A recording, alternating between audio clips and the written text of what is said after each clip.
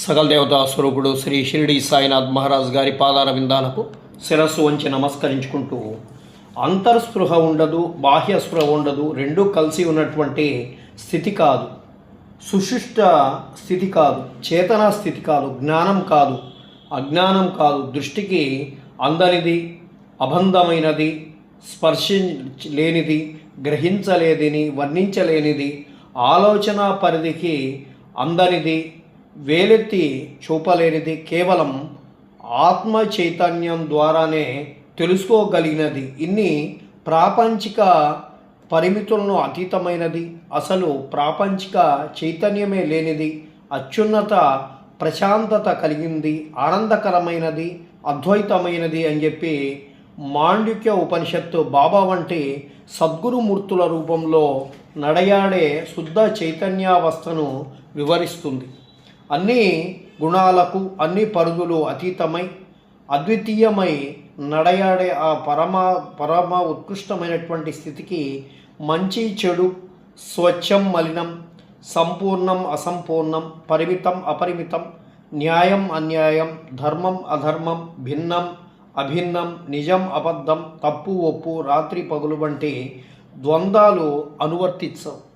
అన్ని తర్కాలకు, అన్ని భావాలకు, అన్ని ఆలోచనలకు, అన్ని ఇష్టానిష్టాలకు, అన్ని చేష్టలకు, అన్నింటికి అంతటికి అతీతమై అన్నింటిలో అంతా తామై నడయాడే శుద్ధ భగవత్స్థితికి ఏది అబద్ధం, ఏది నిజం, ప్రాపంచిక పరిమితుల్లో సత్యాసత్యాలకు, ధర్మాధర్మాలకు సాపేక్షిక వర్తిస్తుంది. ఉదాహరణకి, ఒక దొంగ ధనవంతుని దోచుకొని పేదవాని ఆకలి తీరిస్తే దాన్ని అధర్మం అని అందరూ అనలేరు. అలాగే ధర్మం అని కూడా అందరూ అనలేరు. వారి వారి భావాలను బట్టి కొందరికి అది ధర్మం, మరికొందరికి అది అధర్మం. అలాగే ఒక వ్యక్తి దుర్వ్యసనాలకు బానిసై దురుపయోగం చేయడానికై ధనం అడిగితే ఇవ్వగలిగే స్థితిలో ఉండి లేవని చెబితే అది కొందరికి దృష్టిలో ఒప్పు, మరికొందరికి దృష్టిలో అది తప్పు.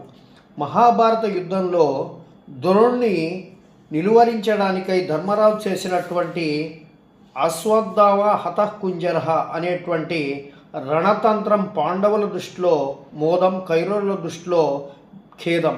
నేటికి అది ఎడతెగని వివాదంగా చెప్తారు. కానీ శుద్ధ చైతన్య స్థితియే తమ సహజ స్థితి కేవలం భక్తోద్ధరణకై ప్రాకృతిక దేహం ధరించినటువంటి మహాత్ముల చర్యలకు సాపేక్షత వర్తించదు. కేవలం భక్తోద్ధరణే హేతువుగా వారు చేసే ప్రతి చర్యలో, ప్రతి మాటలో సంపూర్ణత్వమే ఉంటుంది. పారమార్థిక పురోగతిని ఆటంకపరిచే లోక కంటకులైనటువంటి అసురులకి విష వాసనలు, అంటే భగవంతుడు దేహదారిగా అవతరించి సద్గురు రూపంలో యతించి సహకరించడమే సంస్కరించడం అనేటువంటి చర్యలను తెలిపే పురాణ గాథలలో అద్భుతమైనటువంటి ఉదాత్తమైన నిబిడీకృతమై ఉంది. దుష్ట సంహరణ అనేటువంటి భగవంతుని అవతార కార్యంలో ఆ భగవంతునికి సంహరణ దోషం అంటజాలదు. భగవంతుడు పాపపుణ్యాలకి అతీతుడు. పురాణ గాథలు మనకు అలా బోధిస్తూ ఉన్నాయి. అలాగే సద్భక్తుని ఉద్ధరించేటువంటి క్రమంలో సద్గురుని గావించే సంస్కరణ ప్రక్రియ అబద్ధం నిజం అనేటువంటి విరుద్ధ భావాలకి అతీతమై ఉంటుంది. ఆ భావాన్నే పలికిస్తూ డబ్బులు ఇవ్వకూడదు అనుకున్నప్పుడు అలాగే చెప్పాలి శ్యామ, అందులో అబద్ధం ఏముంది అని బాబా అంటారు. నిజానికి బాబా వంటి సమర్థ సద్గురు మూర్తుల చర్యలు కబీర్ గీతం యొక్క వెలుగులో పలికిస్తే బాబా వంటి మహనీయులు అన్ని ద్వంద్వాలకు అతీతులై అత్యంత స్పష్టంగా అర్థమవుతుంది. బాబా వంటి సద్గురుమూర్తులకు అబద్ధం నిజం వంటి ద్వంద్వాలను ఆపాదించడం మన పరిమితి బుద్ధికి నిదర్శనంగా చెప్పుకుంటారు. ఆ పరమపురుషుడు ఆవాసం ఉండేటువంటి ప్రదేశం ఎంతో ఆశ్చర్యకరమైనది. అక్కడ సుఖం దుఃఖం ఉండవు, సత్యం అసత్యం ఉండవు, పాపం పుణ్యం ఉండవు, రాత్రి పగలు ఉండవు, సూర్యులు చంద్రులు ఉండరు. అక్కడ దీపం లేకుండానే దేదీప్యమానమైనటువంటి వెలుతురు ఉంటుంది. అక్కడ ధ్యానం జ్ఞానం ఉండవు, జపం తపం ఉండవు, వేదాలు పుస్తకాల శబ్దం ఉండదు.